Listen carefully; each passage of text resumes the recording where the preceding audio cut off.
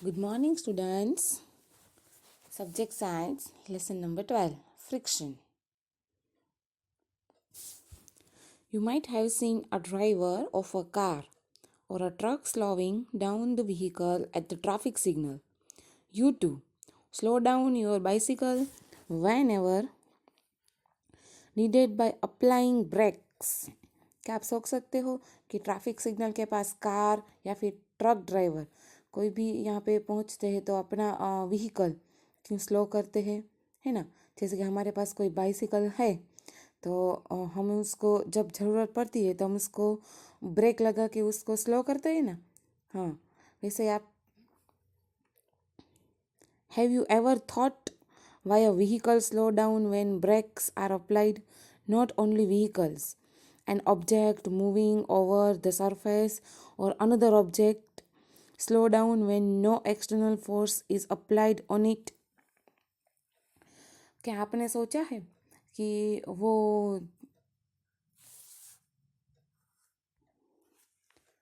क्या आपने सोचा है कि कोई भी व्हीकल्स है, ऑब्जेक्ट है, सरफेस है, कोई भी चीज़ है, उसको फोर्स लगाने से यानी कि ब्रेक लगाने से वो स्लो हो जाती है ना। वैसे आपने सोचा है कि वो क्यों ऐसे स्लो हो जाती है।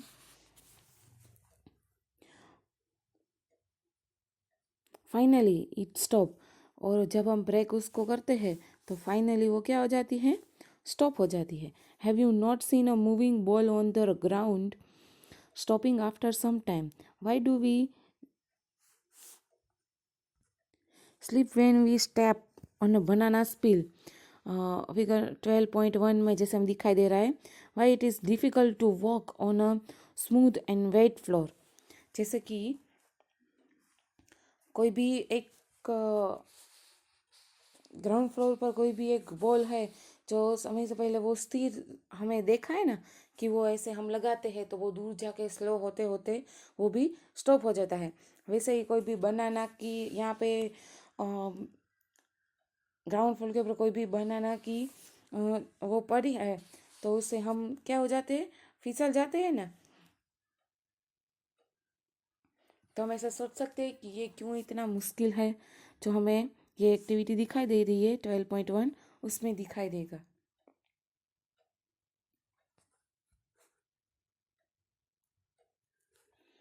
जैसे कि generally push a book on a table. क्या है, हमें पहले जो बुक है उसको क्या किया उसने, अच्छे से ऐसे पुश किया। You observe that it stops after moving for some distance. हमने ऐसे उसको पुश किया तो वो क्या हो गई, after moving for a stop.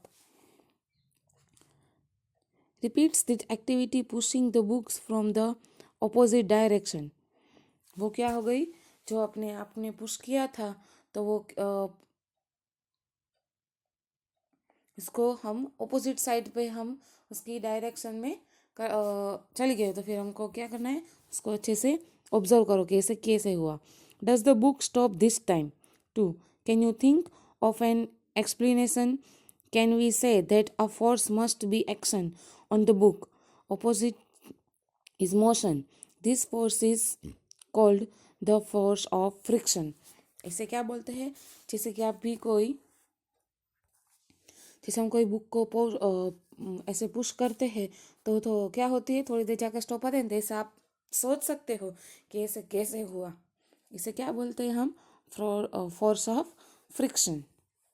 Okay, you understand?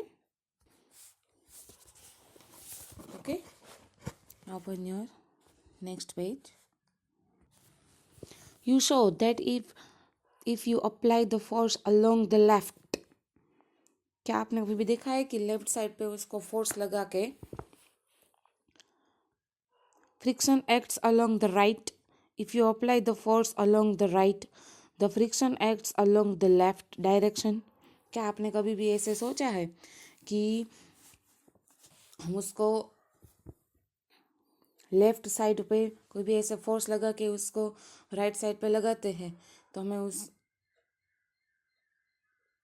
ऐसे सोचा है कि हम उसको लेफ्ट साइड पे किया तो वो राइट साइड पे गया, या राइट साइड पे किया तो लेफ्ट साइड के उसको पुश किया तो वो लगा है।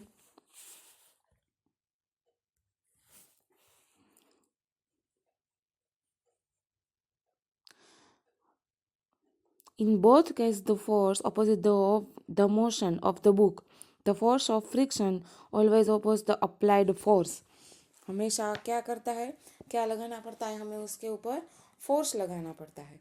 फोर्स लगाना पड़ता है ना, कोई भी चीज़ है, कोई भी थिंग्स है, कोई भी ऑब्जेक्ट है, कोई भी चीज़ है, हम उसको बस करने के लिए क्या करना पड़ता है, बुक है, टेबल है, क्या करना पड़ता है, उसे फोर्स लगाना पड़ता है।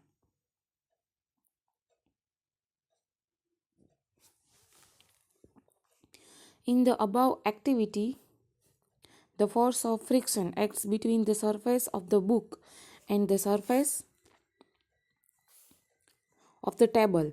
In the friction, the same for all the surfaces. Does it depend on the smoothness of the surface? Let us find out. कोई भी ऐसी हम चीज़ पुश करते हैं तो उसके स्मूथनेस ऊपर उसको डिपेंड होता है कि वो कौन सा डायरेक्शन में जाती है। ओके, जैसे कि नेक्स्ट है 12.2 एक्टिविटी की tie a string around a brick, pull the brick by a spring balance। जैसे कि 12.3 में you need to apply some force, note down the reading on the spring balance when the brick just begins to move, it gives you a measure of force of friction between the surface of the brick and the floor। क्या है, कोई यहाँ पे कोई tie है, उसको डोरी से उसको क्या किया है, स्प्रिंग से थ्रेड से बांध दिया है, तो उसको हमें क्या करना पड़ता है, ऐसे फोर्स करना पड़ता है। और जયારે हम उसको पुश करते हैं तो उसका जो यहाँ पे क्या है, उसका स्प्रिंग बैलेंस है, उसको हमें ऑब्जर्व करना है कि उसमें क्या होता है,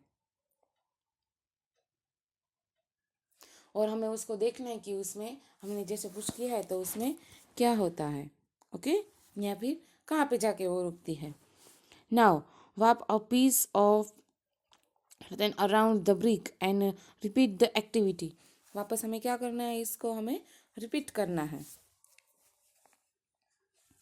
Do you observe any differences in the readings of the spring balance in the above two cases? What might be the reasons for these differences? Repeat this activity by wrapping piece of the jute bag around the brick. What do you observe? फिर आपको क्या करना है, वापस हमने उसको repeat किया तो उसको हमें क्या करना है, वापस ऑब्जर्व करना है कि उसमें उसमें डिफरेंसेस क्या है, वो हमें देखना है और हमें उसको ऑब्जर्व करना है। ओके, जैसे कि spring balance. Spring balance, spring balance is a device used for measuring the force acting on an object. In consists of a coiled spring which gets stretched when a force is applied to it. Stretching to the spring is measured by a pointer moving on rounded scales. The reading on the scales gives the magnitude of the force. जैसे spring balance है, उसमें क्या है, कोई भी चीज़ है या फिर कोई भी ऑब्जेक्ट है, कोई भी थिंग्स है, हम उसको पुश करते हैं या फिर उसमें रखते हैं तो उसमें क्या होता है, उसका मेज़रमेंट आ जाता है ना, हम उसको अच्छे से मेज़रमेंट कर सकते हैं। That is for spring balance. Okay, next है 12.3 make a Make an inclined plane on a smooth floor। यहाँ पे क्या है, एक स्मूथ फ्लोर है और एन अ टेबल है। You may use a wooden board stopped by bricks और बुक्स। 12.4 में है put a mark with a pen at any point A on including plane। Now let a pencil cell move down from this point. How far does it move on the table before coming to rest? Note down the distance. Now spread a piece of cloth। कोई smooth floor है, इसमें क्या हमने दिखाया था, जो देखो यहाँ पे है 12.4 में कि कोई स्मूथ फ्लोर है वुडन का, उसके ऊपर हमने ब्रिक्स रखा है और उसके पेन से पॉइंट करके हमें एक एक करके उसको क्या करना है, लगाना है। और फिर जो पेंसिल है over the table, make sure that there are only wrinkles in the cloth. Try the activity again. यहाँ पे क्या है, एक स्मूथ कोई भी एक चीज़ ली गई है, वहाँ पे उसको ऐसे हमें स्लो करना है। जैसे कि पहले पेन थी, तो पहले उसने पेन को किया तो वो बहुत दूर जाके स्टॉप हुई, देखो हमें दिखाई दे रहा है। फिर उसने क्लॉथ रखा, तो क्लॉथ में रख पेन की, फिर वापस उसको अगेन रिपीट किया, तो उसमें डिफरेंसेस क्या है वो उसने सोचा। Repeat this activity by spreading then in layer sand और over table, maintain the same slope throughout the activity. आपको ये एक्टिविटी इसमें इसमें कहा गया है कि ये एक्टिविटी बार बार करनी है। पहले उसने पेन को स्लो डाउन किया, फिर क्लॉथ के साथ किया, फिर उसको सैंड होता है सैंड के साथ किया। लेकिन आपको जो स्लो उसका है स्लोप, जो उसका स्लोप है वो स्लोप उसको सेम ही साइज पे रखना है, उसमें डिफरेंसेस नहीं करना है। ओके, फिर हमको ऑब्जर्व करना है कि कितना डिफरेंसेस आते हैं। In which case is the distance covered the minimum, और उसका डिस्टेंस कितना होता है वो मिनिमम होता है, वो उसको हमें ऑब्जर्व करना है।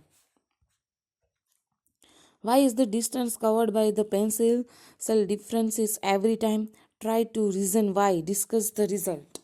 हमें ये सोचना है कि वो पेंसिल है, उसका डिस्टेंस हर वक्त उसको डिफरेंसेस क्यों आया, वो हमें अच्छे से सोचना है। Does the distance covered depend on the nature of the surface on which the cell moves? जो पेंसिल है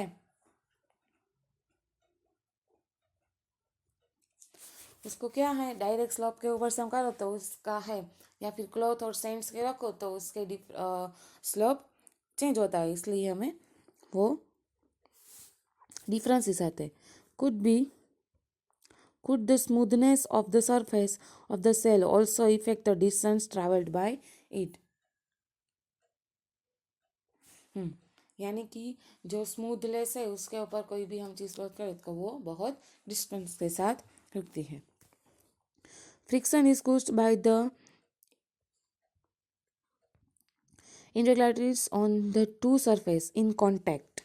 क्या होता है, फ्रिक्शन है वो कोई भी to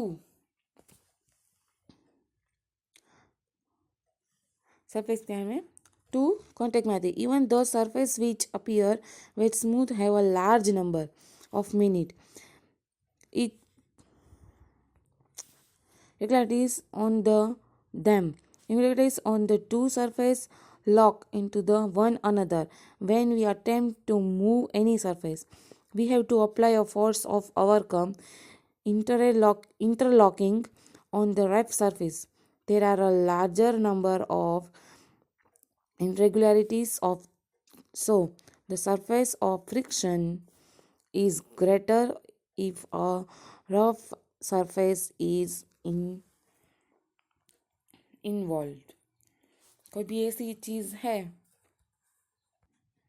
okay students, I hope आपको इतना समझ में आ गया होगा। नेक्स्ट वीडियो में मैं नेक्स्ट से एक्सप्लेन करूँगी। Okay, thank you.